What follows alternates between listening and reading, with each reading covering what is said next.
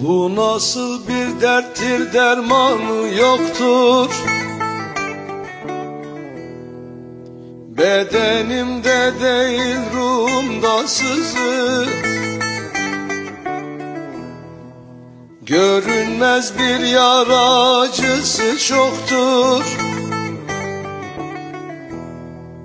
Bedenimde değil ruhumda sızı, oy oy.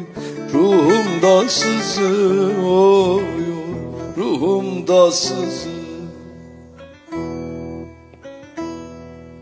Bedenimde değil ruhumda sızı, oy oy. Ruhumda sızı, oy oy. Ruhumda sızı. Cumhurbaşkanıma konuşuyorum. Siz hiç olmazsa Erdoğan Bey beni duyun. Rica edeyim siz beni duyun.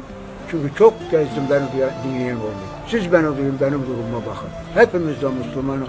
Ama biz milletimiz için yaptık her şeyi. Sen beni duy mübarek adam. Sen beni duy mübarek adam. Kimse beni duymuyor. Ben göreyim al bayrak daha bölgümde 100 metrelik parlı sallanayım. Seni göremeyim, sana dolaşamayayım. Rica edeyim sen beni duy. Tayyip Erdoğan. Sen benim reisimsin. Ben de Türk'üm. Türkmen olarak sağ olun. Size var olun.